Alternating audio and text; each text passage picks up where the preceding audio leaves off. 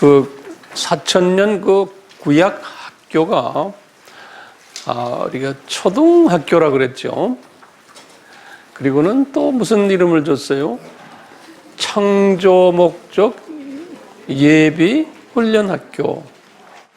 그런데 이 학교 4,000년 동안에는 본질인 그 예수님을 그림자로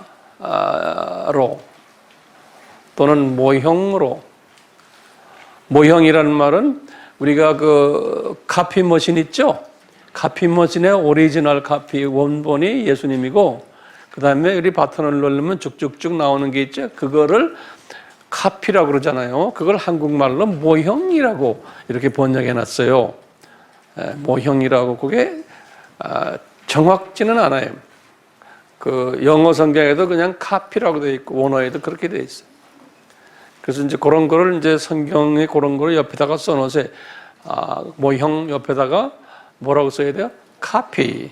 그러니까 포토카피 이렇게 써놓으면 더 우리한테 잘 소화가 되죠. 또는 거울, 또는 표상을 흔적이다. 우리 발자국이 딱 있으면 진짜 발은 여기 있고 자국이 딱 남는 거, 흔적이다. 그렇기 때문에 이 모든 것들은 비본질이에요. 비본질은 아니에요. 그 단어를 우리가 조심하게 써야 돼요. 이건 본질인데 본질을 숨겨놓은 본질이에요. 그래서 히든이에요. 히든. 숨겨놓은 본질이에요. 그래서 이 성서에서는 창세전의 십자가 사건도 거기 본질인데 숨겨놨다는 단어를 썼어요. 숨겨놔서 히든. 숨겨놨다가 때가 되니까 이 리빌 시킨다고 그래요. 영어로 리빌. 리빌이라는 건 뭐예요? 그걸 리빌이란 말이 한국말에 적절한 말이 뭐예요? 그 계시란 말인데 계시란 말은 좀 어려운 말이에요. 좀 쉬운 말이 뭐예요? 리빌한다. 그걸 조금 심한 말로 되면 폭로한다. 그것도 폭로가 아니에요. 네? 드러내다. 그냥 쉽게 말하면 드러내다. 숨겼던 것을 드러내주는. 그렇기 때문에 요 구약의 요 그림자들, 요 카피들은, 요 비유들은 비본질이 아니에요. 비본질은 아니에요. 비본질이라는 건 완전히 머티리얼이 다르다는 거예요. 오케이? 비본질이 아니고 숨겨진 본질로 이렇게 해석을 하면 훨씬 더 정확할 것 같아요. 숨겨진 본질이 물론 나타나는 게 왜 이렇게 숨겨진 본질로 이렇게 4,000년 동안 남겨놨을까요? 왜 그러냐면 우리를 사랑하시기 때문에 그런 거예요. 이건 이 모든 구약을 우리가 읽으면서 구약을 묵상하면서 그 하나님의 나를 얼마나 사랑하시고 나를 얼마나 배려하시고 내가 이런 것을 소화할 못할 것을 아시고는 이렇게 그냥 아담 타락부터 시작을 해서 쭉 이스라엘의 역사 속에서 막 이런 내용들을 그냥 이 두꺼운 구약 속에서 보면 이 구약이 나에게 예수님의 본질을 가르쳐주기 위해서 이렇게 자상하게 많은 사람들을 무대에 세워놓고 보여주시는구나. 특히 주전 2000년부터는 아브라함이라는 사람을 딱 불러가지고 그 사람을 통해서 그 후손들이 어떻게 할 것을 쫙 보여주시는구나. 그러니까 이게 예수님 너무하십니다. 이것을 우리에게 숨겨놓고는 본질을 가르쳐주려고 이렇게 비본질을 가지고 연극 드라마를 하십니까? 우리가 이것을 뚜로 볼 수 있는 영역이 있어야 되고 영안이 있어야 되는 그 연습을 우리가 지금 하는 거예요. 오케이? 그러니까 이제 구약의 스토리를 읽으면서 예수님을 다 가까이 만나는 예수님 여호와께서 지독하십니다. 이렇게 긴 시간을 우리에게 가르쳐 주시려고 이렇게 하시는군요. 그것도 순서적으로 차근차근히. 그러니까 우리는 쉴 새 없이 예수님을 묵상하는 거예요. 자꾸 이분을 묵상한다는 게 그런 거예요. 그러니까 조용히 묵상하는 거. 예수님 이렇게 오래 참으시면서 차근차근히 하나하나 해주시는군요. 그러니까 이것이 나에게 제가 예수님 닮아간다는 건 뭐예요? 내가 어떤 사물을 보거나 이 삶을 살 때도 나도 이 예수님 닮아간다는 건 급하게 하지 않는 하나하나 내가 우리 자녀를 키워도 그렇고 부부관계에서도 그렇고 모든 부분에서 자기 짝꿍이 좀 슬로우해. 똑똑은 한데 이 하나님의 말씀에 슬로우해. 그러면 기다려주고 왜 예수님의 마음이 예수님이 다 아시죠? 내 남편이 슬로우한 거 아시죠? 예수님이 아세요. 그렇지만 너 나처럼 해라. 기다려라. 이제 이런 걸 이렇게 우리가 배우는 거예요. 그러니까 이 말씀을 내가 묵상하면서 용기를 힘을 받는 거야. 내 짝꿍 내가 기다려줘야지. 주님의 때가 있다는 때가. 근데 또 어떤 짝꿍들은 여자분들 특히 남편이 나보다 더 빨리 달리는 남편이 있어. 나보다 더 열심히 남편 있죠? 그런 남편 있죠? 거꾸로. 그런 남편 보시면 어떻게 하셔야 돼? 세상에 내가 시집잘 갔구나. 이게 무슨 복이냐? 이 마음을 가져야 돼요. 이 주님 말씀을 이렇게 보면서요. 어쩌다가 예수님 저런 남자를 나한테 주셨어요? 그 비교를 해보는 거예요. 아이고, 저 여자는 저렇게 똑똑한데 남편이 내 남편보다 못하네. 더 늦게 오네 지금. 나는 이게 뭐야? 우리 남편이 왜 이렇게 열심히지? 그러면 이게 주신 주님의 은혜구나. 나에게 베풀어 주신 은혜구나. 이 은혜를 항상 감사하게 생각하시고 남편의 부족한 부분을 이렇게 내가 눈 감아주고 그분의 장점만 보게 되고 그러는. 특히 남자들은 또 거꾸로 여자들의 그런 모습을 보고 자기보다 빨리 가는 여자 보고. 이게 이 구약 4,000년의 이 예수님의 이 모습 속에서 우리가 많이 배우는 게 많고 이걸 계속 묵상하다 보면 내 성품이 변하고 나의 그 가치관이 변하고 나의 세계관이 변하는 거예요. 자기도 모르게 변하는 거예요. 이게 이제 말씀 속에서 내가 변하는 거예요. 그러니까 예수님을 닮아가는. 우리가 이제 이런 세미나를 통해서 이제 이런 말씀 우리가 좀 평소에 주일 예배 때는 시간상 못하지만 이런 세미나를 통해서 이제 이런 걸 우리가 더 깊이 묵상할 수가 있어요. 근데 신기한 거는 이 8층 지하실이요. 8층 지하층에 우리가 지금 계속 쌓아 나가잖아. 쌓아 나갔다가 이제 지하가 다 끝나고 그 다음에 지하가 끝난 다음에 모퉁이돌을 갖다 붙여요? 건축할 때 그렇게 안 하죠. 지상까지 다 끝나면 그 다음에 집 앞에다가 코너스톤, 그것도 코너스톤 붙이죠. 모퉁이돌, 그렇죠? 근데 성서에서는 이 모퉁이돌을 누구라 그랬어요? 예수님이라 그랬죠. 내가 성경 구절을 드릴게요. 베드로에게도 베드로전서 2장 7절 시편 118편 22절 또는 마태복음 21장 42절에 똑같은 말씀을 서로가 이렇게 인용했어요. 뭐냐면 예수님이 코너스톤인데 영어로 그러죠.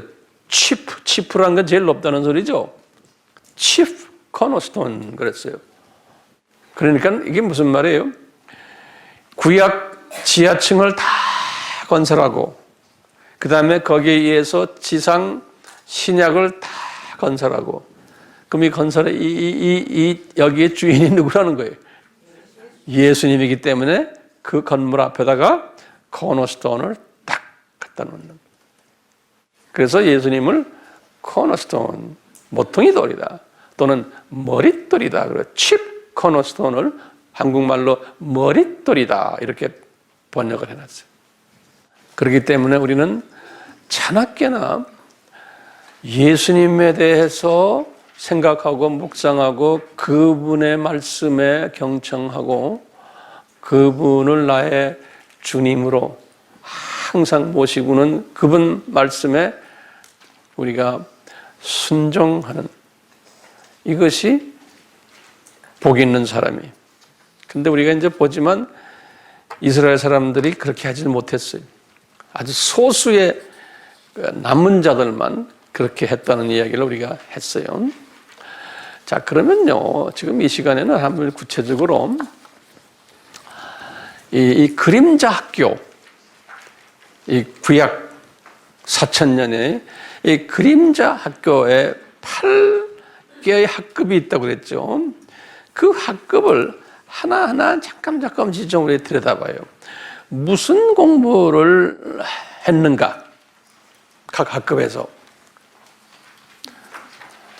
첫째 학급이 무슨 학급이었어요? 어린이집이에요. 그걸 이제 어린이집을 이 미국에서나 카나다에서는 nursery school이라고 그래요. nursery school. 그런 말 들었죠? 그쪽에 갔다 온 사람들 nursery school이라고 그래요. 어린이집이에요. 이제 젖먹이부터 시작을 해서 유치원 가기 전까지. 요 아담 타락서부터 아벨 기간이라고 우리가 이야기했죠. 요 어린이집에서는 무슨 공부를 했냐면요. 어린이집에서는요. 이 어린이집에서는 아담이 타락한 결과를 보여줬어요. 이때는 아담이 타락하기 전에는 육혼영이 기가 막힌 관계였는데 타락한 후에 육과 혼과 영이 변화된 모습이 그때 아담의 모습이고 또 아벨의 모습이고 가인의 모습이고 그렇거든요. 그래서 육이 어떻게 변했냐? 그때 육이 시간 속으로 떨어져서 나이를 먹는 모습으로, 그리고는 그 환경이 저주받는 환경으로 변했어요. 그래서 이 땅도 저주를 받는 그 학교가 지금 그런 학교예요. 그래가지고 생로병사를 경험하는 그 학생들이 있는 거예요. 그러다가 평생토록 수고하고 땀을 내서 그래야 소산을 먹는 이런 학교 모습이. 그러다가 이제 때가 되면 흙으로 돌아가는 이런 학교 모습이.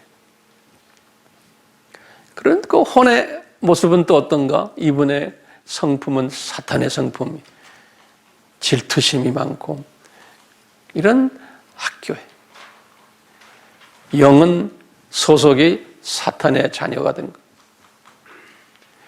이런 피교육자들의 모습을 이렇게 쭉 보여주신 거예요. 요 지금 어린이집 학교에서.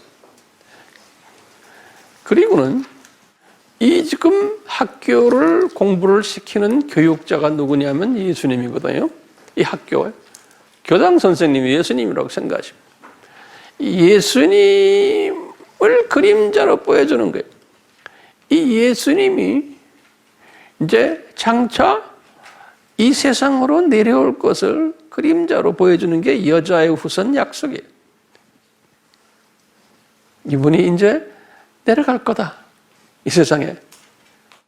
그리고는 이분이 흘리는 피에 의해서 너희들이 죄가 가려질 거다. 그래서 이것을 그림자로 보여주기 위해서 무화과 잎을 엮은 치마를 입게 했다가 가죽 옷치마를 입게 하는 거예요. 창세기 3장 7절과 21절에. 그러면서 이 동물 잡아서 피를 흘리는 이것을 그림자로 실제로 이제 보여주면서 이것이 이제 그림자로 예수님의 피인 거죠. 그래서 이제 아벨의 양의 그 첫 새끼를 제물로 드려서 예수님이 그것을 받아주는 거나 마찬가지. 창세기 4장 4절에. 그리고는 이 세상에는 두 종류의 사람이 있다는 것을 그림자로 보여주는 거예요. 그 학교에서 뭐냐? 셋의 자녀가 있고 가인의 자녀가 있다는 거죠. 하나님의 자녀와 사탄의 자녀가 있다는 것을 아주 희미한 그림자로 보여주는 거예요. 이게 지금 어린이집 교육이었어요. 이걸 어느 정도 있다가 이제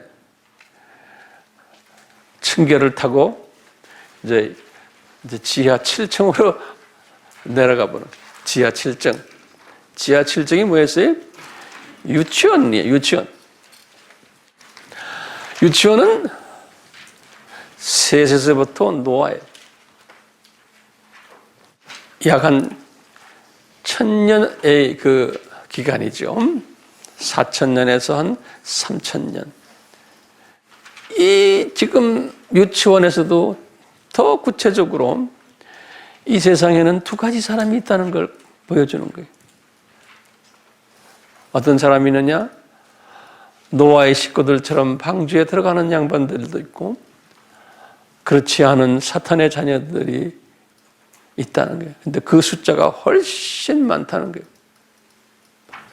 그러니까 창조 목적대로 살지 않는 사람들이 훨씬 많다는 거예요. 그러니까 하나님의 자녀는 그분들은 방주 속으로 들어간다는 거예요. 다시 말하면 방주는 예수 그리스도의 표상 아니에요? 그러니까 구원선이 그 안으로 들어갈 것이라는 거예요.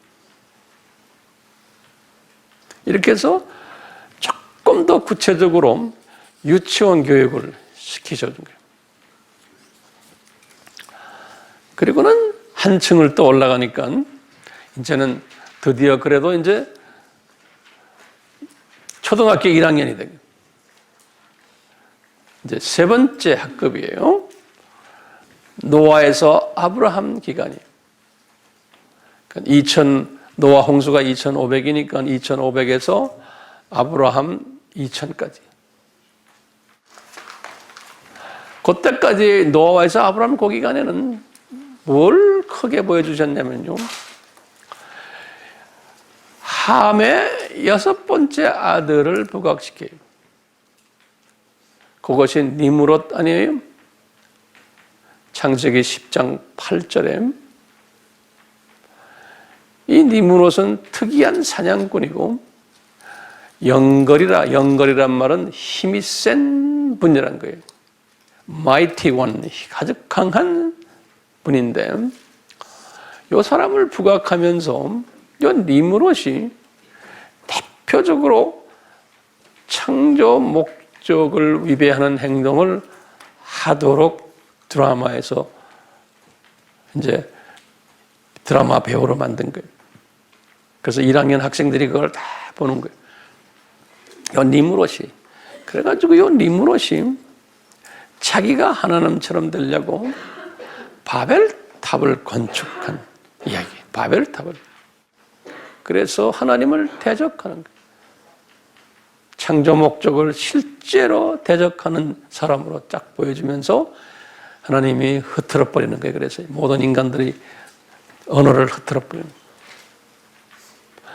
요 양반이 이 바벨론 종교의 창시자가 됐고, 다시 말하면 이 세상 신 사탄이에요. 이 사탄의 똘마니로 모든 종교의 바벨론 종교의 창시자가 됐고, 이 바벨론 종교로부터 가지가 뻗어져 가지고 힌두교, 불교, 또 페르시아의 조로아스터교, 나중에 이제 이슬람교, 샤머니즘, 정령교라는 것은 모든 사물에 다 나무에도 돌에도 산에도 다 신이 있다라고 보는 정령교, 이런 종교들이 쫙 전 세계에 퍼지게 된 거예요. 이 바벨론 종교를 통해서. 그러니까 요 1학년 때 교과 과목이 뭐냐? 이 세상 신이 세도를 부린 것. 요 이 세상 신이 이제 하나님의 자녀들을 이제 훈련시킬 것을, 이 세상 신이 강해져 가지고 이런 것들을 1학년 노아와 아브라함 그 기간의 학년에서 이제 그림자로 보여주신 거예요. 그러다가 이제 2학년에 들어왔어요. 네 번째 학급이에요. 2학년은 대단히 중요한 거거든요. 2학년 때, 우리도 2학년 때 뭘 배워요? 구구수 배우죠. 그죠? 구구단을 2학년 때 배워요. 똑같이 여기 2학년 때, 여기 이제 아브라함 때. 응? 아브라함 때 지금 이 하나님이 구체적으로 창조 훈련자의 모습으로 이제 아브라함을 쫙 뽑으시는 거예요. 그래서 이제 이 아브라함을 통해서 이제 하나님의 자녀들을 생산케 하는 거예요. 아주 이제 창조 목적의 이 드라마를 보여주기 위해서 아주 연극 배우, 두 자녀들을, 주연 배우가 유대인들이고 조연 배우가 아랍 사람들, 이 아브라함을 통해서 아주 구체적으로 역사 무대에서 이제 보여주시는 거예요. 그러면서 우리 아브라함과 계약 있죠? 창세기 12장 2절과 3절에서 내가 네 자녀들 복을 줄 텐데 네 씨, 그게 이제 예수님 아니에요? 네 씨를 통해서 만민이 이제 복을 받으리라. 그러니까 그 암시적으로 아브라함의 씨 중에 하나가 이제 이 만민에게 복을 주는 자로 나타날 거라는 거예요. 그분이 누구예요? 예수님이죠. 나중에 이제 그분이 예수님이에요. 그래서 아브라함을 통해서 그걸 더 확인시켜주기 위해서 모리아산에서 이삭을 또 바치게 하고, 그 이삭도 누구였어요? 갈라디아서 3장절에 16절에 보면 이거 다 예수님이에요. 오실 예수님을 그림자로 이렇게 착착 보여주시는 거예요.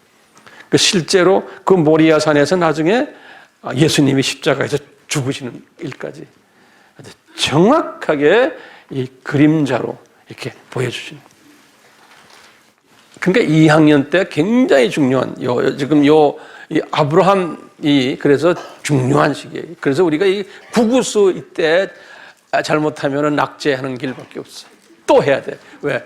이걸 잘해야 돼. 이걸 잘하지 않으면 그 다음 3학년부터 이게 구구수를 못하면 이게 문제가 생겨. 예. 그러다가 이제 네 번째 학급에서 이제 다섯 번째 학급으로 가기 전에 아브라함에게 기가 막힌 말씀을 하셨어요. 아브라함아, 언젠지 모르지만 네 자녀가, 우리 잘 알죠? 15장, 창세기 15장 13절에서 16절에 네 자녀가 이제 이방 나라에 가서 400년 동안 이제 노예 생활하다가 이 땅으로 돌아올 거라 예언했죠. 그러니까 아브라함에게 무슨 뜻인지도 몰랐어요. 암시적으로 지금 뭘 아브라함에게 지금 가르쳐 준 거예요? 암시적으로 이 예수님의 구원 역사를 가르쳐, 이 400년 역사가 이게 예수님의 출애굽 역사가 구원 역사 드라마의 아주 굉장히 중요한 드라마네요.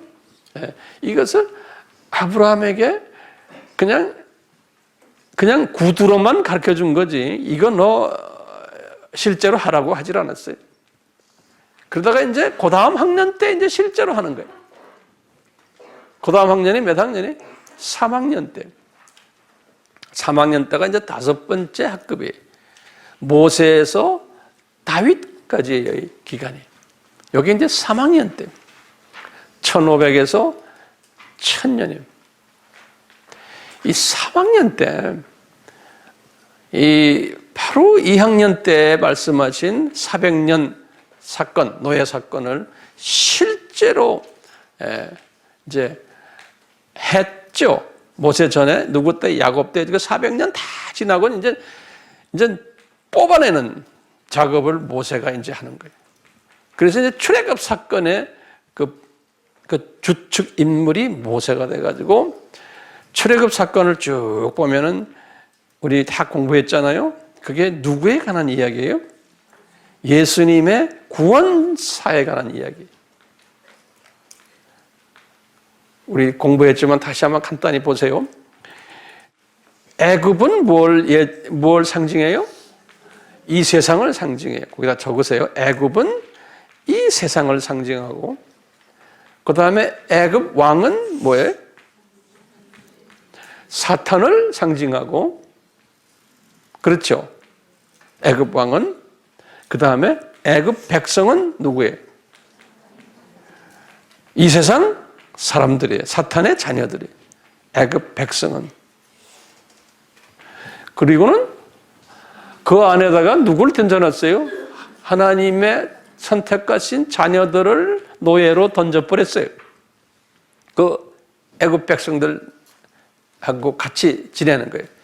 구원 받았어요? 못 받았어요? 못 받은 하나님의 백성들이. 그런데 이 사람들은 장차 구원 받을 자들이죠. 하나님이 이제 구원시킬 사람들이에요. 근데 이 구원시키기 위해서 어떻게 했어요? 9가지 기적을 행했지만 그 기적에는 안 됐어요. 왜냐하면 거기는 예수 그리스도의 보혈이 없어요. 그 10번째 기적이 6월절 어린 양 기적이죠. 그걸 통해서 이제 하나님의 백성들이 구원을 받는 사건이. 그러니까 이제 앞으로 이제 1500년 후에 실제로 예수님이 이렇게 하실 것을 이걸 그림자 드라마로 보여준 거예요. 그래서 나중에 이제 신약에 와서 그 어린 양이 6월절 어린 양이 누구라고 그래요? 예수님이다. 그러는 거예요. 신약에 실제로 그 그림자가 예수님이다. 이렇게 말하는 거예요. 그러니까 지금 이 초등학교 3학년 때 이분들이 이 연습을 그냥 한 거예요. 그림자로. 그러니까 이런 그림자가 있으니까 우리에게 얼마나 도움이 돼요? 예? 이런 거 없이 예수님에 관한 이야기라면 우리가 이게 도움이 돼요? 그러니까 우리는 지금 여러분들이나 나는 적어도 대학 4년 끝나고 지금 대학원생, 여러분들 중에 박사 코스 하는 사람도 있어요, 지금. 그러니까 이런 분들이 이 지금 초등학교 3학년 때 이것을 공부를 했기 때문에 여기까지 올라온 거지. 이 초등학교 3학년 이 과정 안 했으면 안 되잖아요. 이것뿐이 아니라 이 연습을 시킨 다음에 이 3학년 때 굉장히 중요한 걸 했어요.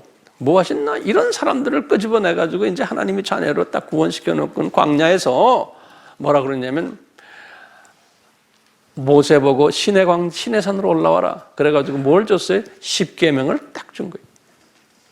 아주 구체적으로 10계명을 줬는데 그 중에 수직계명과 수평계명을 딱 준 거예요. 그런데 순서가 있는 거야. 수직계명을 먼저 잘한 다음에 수평계명을 하는 거예요. 그래서 나중에 예수님이 실제로 이 세상에 오셔가지고 이걸 설명하는 거예요. 유대인들이 물어요. 이 수직과 수평이 이게 어떤 게 더 중요합니까? 그러니까 예수님이 마태복음 22장 38절에서 39절까지 하신 말씀이 있어요. 요거 설명하는 거예요. 요거 내가 그때 1500년 전에 모세에게 줬는데 중요한 게 가장 크고 첫째 되는 계명이 뭔지 아느냐? 너희들 질문했지? 내 대답할게. 수직계명이라는 거예요. 그게 첫째 되고 가장 중요한 계명이라는 거예요. 그러니까 예수님이 말씀하신 이건 그 외에 없는 거예요. 그건 나라 여러분들, 이 수직계명이 예수님이 가장 중요하고 큰 계명이라고 그랬기 때문에 천국에 이제 올라가면 우리가요, 이거 잘했냐 못했냐를 꼭 물어볼 거예요. 이거 잘하는 사람이 높은 계급에 앉아 있을 거예요. 뭐야? 예수님이 가장 영어로 그래요. This is the first and greatest 그랬어요. 가장 첫째고 그 다음에 greatest. 가장 큰 계명이라는 거예요. 그리고 수평은 second이라는 거예요. second. 그러니까 이 second 순서가 second에 정정하는 것도 좋지만 제일 먼저 first를 먼저 한 다음에 그 다음에 second으로 해줘야 되는 거예요. 근데 많은 사람들이 first는 안 하고 second 잘하는 사람이 있어요. 사람들과 관계 잘하고 이거 아닌 거예요. 왜? 그러다 보면 뭐가 나타나냐? 지 영광이 나타나는 거예요. 이게 사람은 그렇게 돼 있어요. 저 사람 참 좋아. 저 사람 아주 잘해. 사람들 관계도 잘하고. 그런데 first를 잘못해요.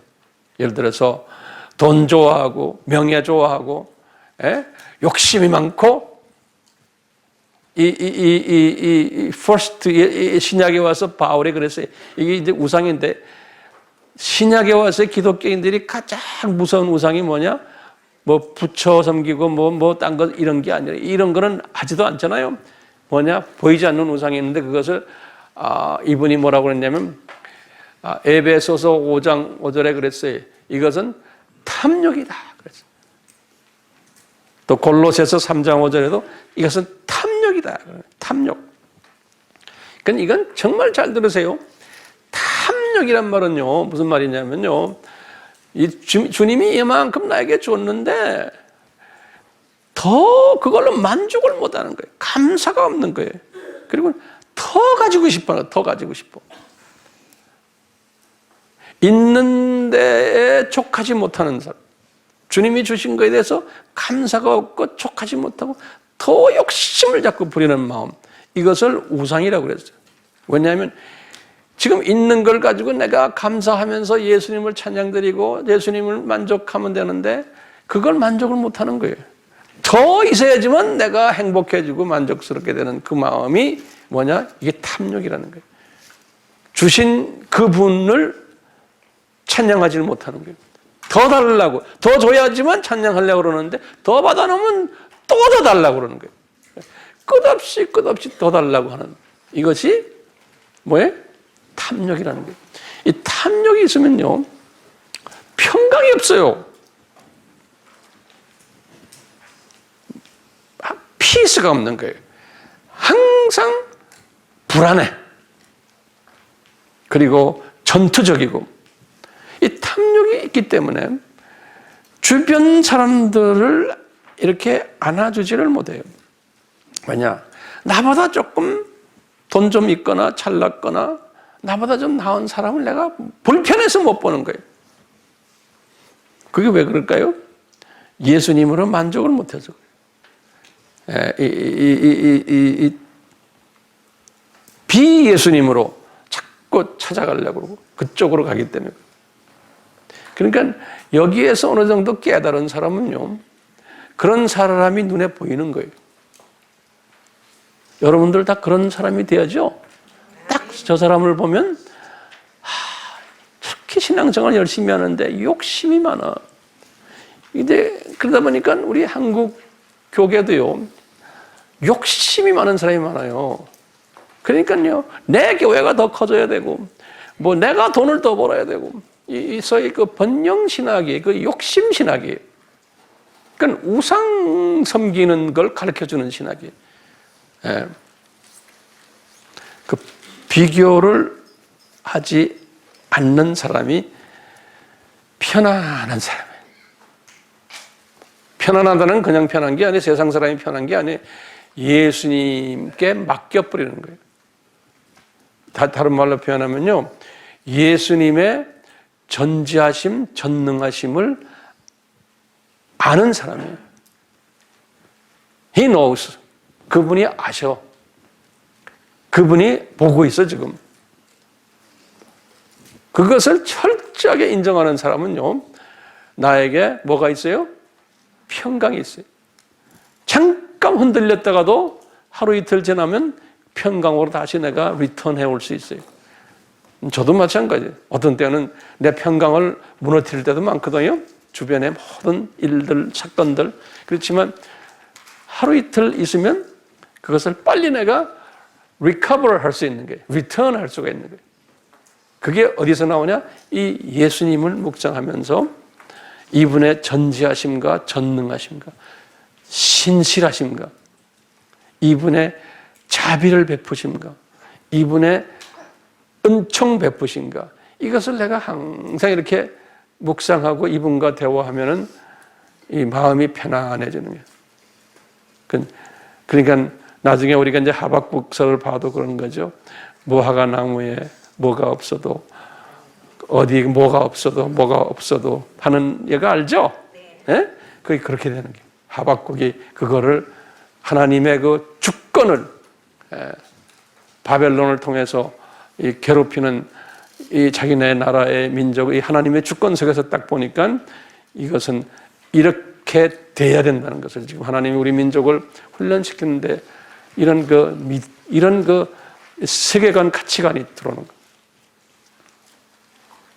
오케이? 예.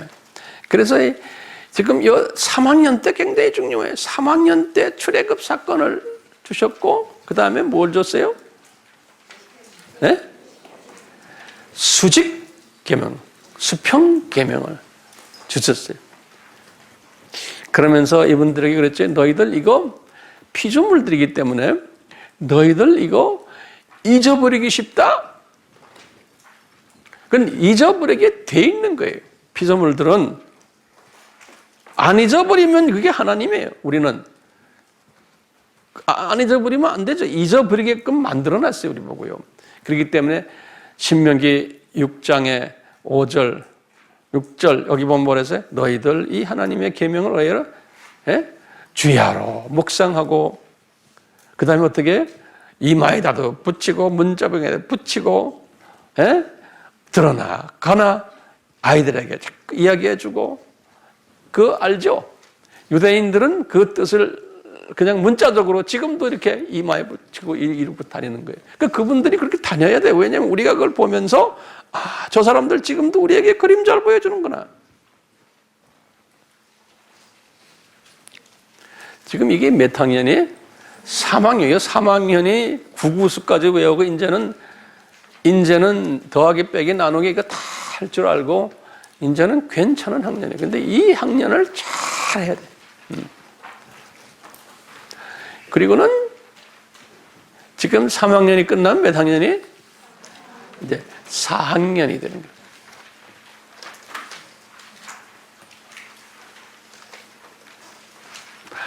거예요. 거기다 좀 더 말을 좀 할게요. 3학년 때 굉장히 중요해요. 3학년 때라고 모세가 여호수아를 이런 식으로 훈련시켰어요. 모세가요. 그리고 이제 주님이 모세를 불러가셨죠.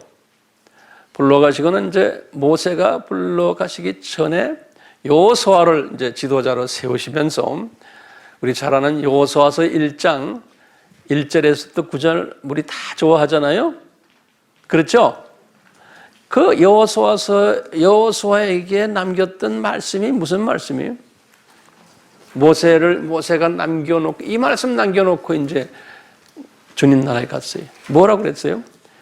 딴 거 다 잊어버리고 뭐해? 너희들은 주의하러 모세야, 너는 여호수아야, 너 이제 앞으로 이 가나안 땅을 점령을 할 터인데 너는 뭐 해야 돼?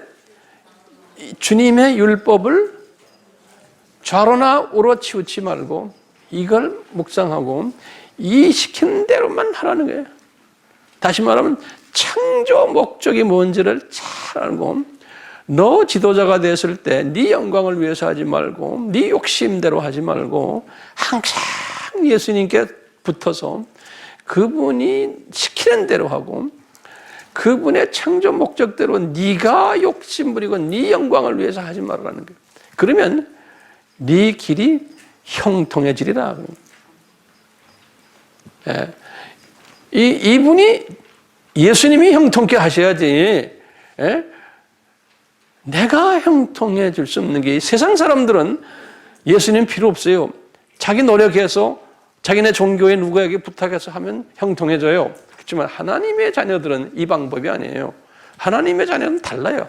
하나님의 자녀들은 예수님께 달라붙어야 돼요. 그리고는 창조 목적에 집중해야 돼요.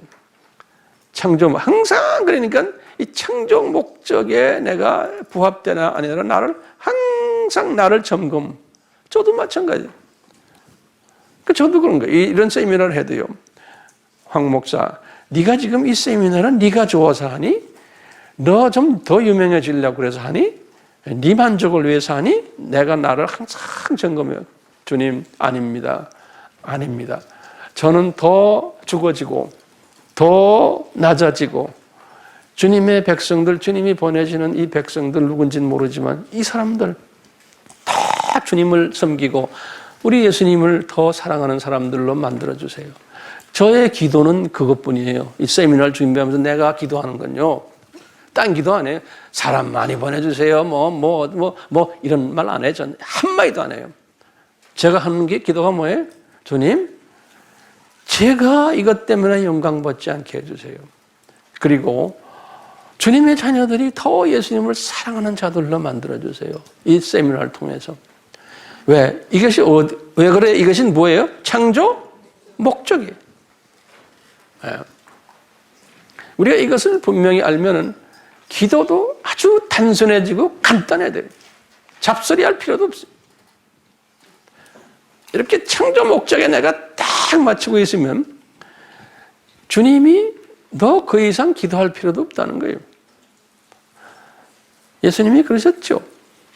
마태복음 6장에서 주기도문을 주시면서 아버지가 네가 뭘 원하는지 다 아신다는 거예요. 모르시면 우리 아버지 아니죠? 다 아세요. 그러니까 내가 그 아버지의 뜻 안에만 딱 들어가 버리면은 엄마들은 자녀 걱정하고 돈이 좀 없는 사람은 돈 걱정하고 돈이 너무 많은 사람은 또 어떻게 투자하나 걱정하고 다 걱정거리들이에요. 있으나 없으나 건강한 사람은 어떻게 하면 더 오래 살까 걱정하고 병이 있는 사람은 어떻게 하면 또 병 고칠까 걱정. 예. 이런 것들을 다 예수님께 딱 집중해서 맡겨버리는 연습하는 거예요. 예. 그러니까 you trust me 그러는 거예요. 우리 이 잠언 3장 5절 6절 우리 항상 알잖아요. 예? 이 여호와를 의뢰하라. trust. 그다음에 네 명철을 의뢰하지 말고 이건 네 머리 굴리지 말고 그렇죠? 그러면서 범사의 그를 인정하라 그래요. 범사란 것은 좋은 때나 나쁜 때나 그를 인정하라는 건 무슨 말이에요? 내가 예수님 안에 있구나. 그분의 장중에 있구나. 나의 생사화복이 내 자녀들의 생사화복이 예수님 장중에 있구나. 이것을 인정을 하라는 거예요. 이렇게 하는 사람이 뭐예요? 창조 목적에 순응하는 사람이에요. 우리 예수 안 믿는 사람한테 이야기하는 게 예수 믿는 사람들이에요. 그러면은 네 길을 똑바로 해주겠다 그러는 거예요. 그러니까 이런 사람들이 길이 쉽게 풀려요. 그러면 쉽게 풀리면 딴짓할 것 같아요? 안 해요. 쉽게 풀리면 더 이분께 매달려요. 그러면 더 쉽게 풀어줘요. 더 매달려요. 그럼 더 쉽게 풀어줘요. 거꾸로 하나님의 자녀가 이렇게 안 하면 계속 길을 꼬꾸란 길 만들어주는 거예요.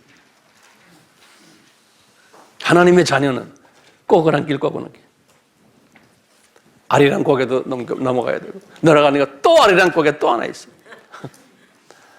그러니까 예수님의 자녀는 어떻게 하면 길을 스트레이트로 가는가를 여긴 창조 목적과 딱 연결되어 있어요. 그러니까 여호수아가 이 창조 목적대로 모세에게 말씀을 듣고는 그대로 했잖아요. 그러니까 여호수아가 정말 승승장구했어요. 이분이 관심이 예수님의 여호와에게만 있었어요. 이분이 아간 같은 사람은 옆에서 물질 욕심 부리다가 혼쭐 났잖아요. 이분은 그렇게 전쟁을 많이 해서 노획 물자가 많지만 자기 포켓에 넣지 않은 거예요. 여호수아 같은 사람은 깨끗했던 사람이에요.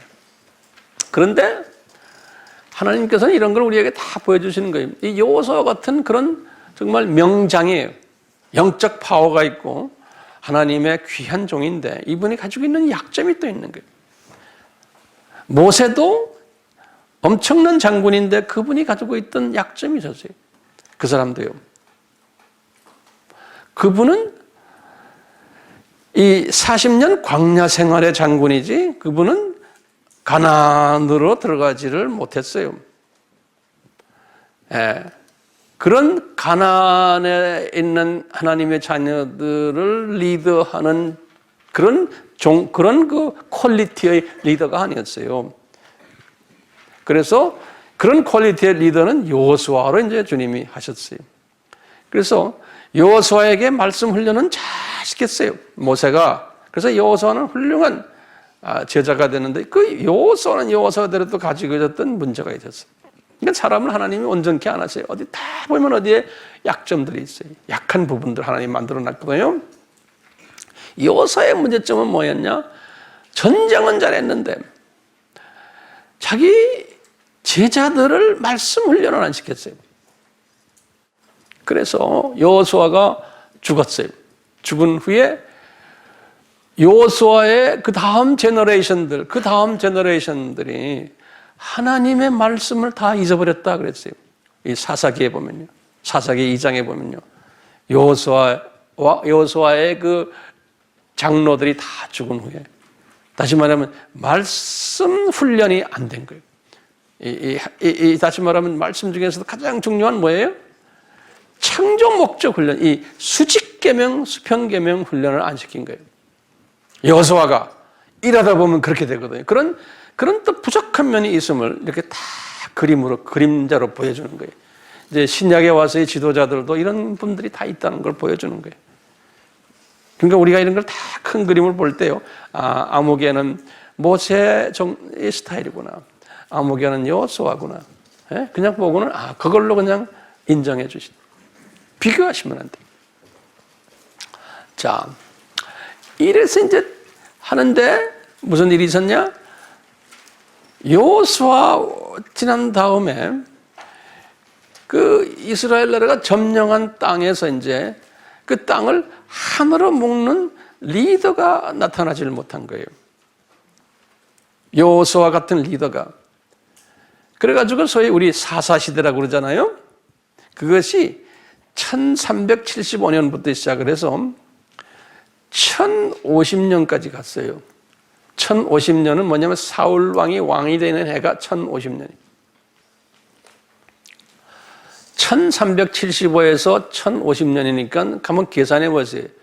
몇 년이에요? 약 325년 동안이에요. 긴 세월이요. 이 325년 동안 중앙정부 지도자가 없었어요. 그런데 지도자가 없는 뿐만 아니라 각 지역마다요, 각 족속들이 다 우상을 섬겼어요. 그러니까 이 창조 목적에 위배되는 행위를 엄청나게 했어요. 우상을 섬기니까 이제 이 주변 나라를 강하게 만드셔서 예수님께서 그 이스라엘 우상 섬기는 그 족속을 공격을 하게 한 거예요. 그래서 공격을 해서 막 회개를 하니까 사사 누구를 세워라. 예수님이 그러는 거예요. 그래서 지도자 하나 세워서 사자에게 힘을 주시고 능력을 줘가지고 이 사사로 하여금 그 침략자를 쫓아내는 일을 해요. 그래가지고 나라가 이제 평화가 오고 번영이 찾아오게 하는 거예요. 그러다가 또 우상을 섬기는 거예요. 이 번영이 좀 있다고 또 잊어버리고 이런 식으로요. 이런 식으로 팽팽팽 이 서클 도는 이야기가 이 사사기 이야기예요. 그래서 사사 12명이 있거든요. 그냥 참고로 적어 놓으세요.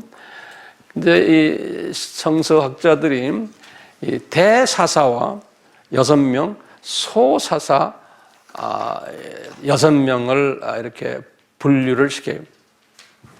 그래서 대사사 이름을 드릴게요. 대사사 이름이 온니엘, 예훗, 온니엘, 예후, 데보라, 여자들도 있잖아요. 기드온, 입다, 삼손, 이렇게 이제 6명을 꼽고요. 소사사는요, 삼갈, 돌라, 야일, 입산, 엘론,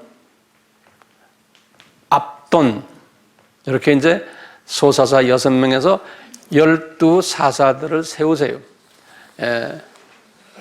이 12사사들을 세워서 이 12사사들을 통해서 이 민족을 구원케 하시고, 목적이 뭡니까? 12사사들을 통해서 이 사사들이 이분들에게 외적을 물리친 것만이 아니고, 우리가 수직 계명을 잘못했기 때문에 그렇다. 그러니까 우리가 말씀 공부하자 해야 되는데 이 사사들이 그것을 못했어요. 사사들이 그저 거기까지 하도록 주님이 이끌질 않으셨어요.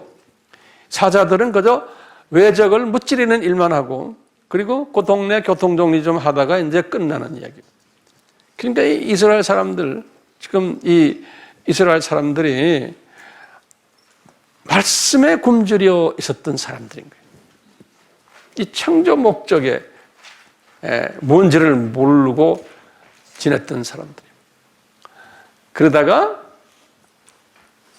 이스라엘 사람들이 우리가 이제는 이웃나라들 보세요. 저 이웃나라가 저렇게 힘이 센 것은 중앙정부의 왕이 있기 때문에 그렇습니다.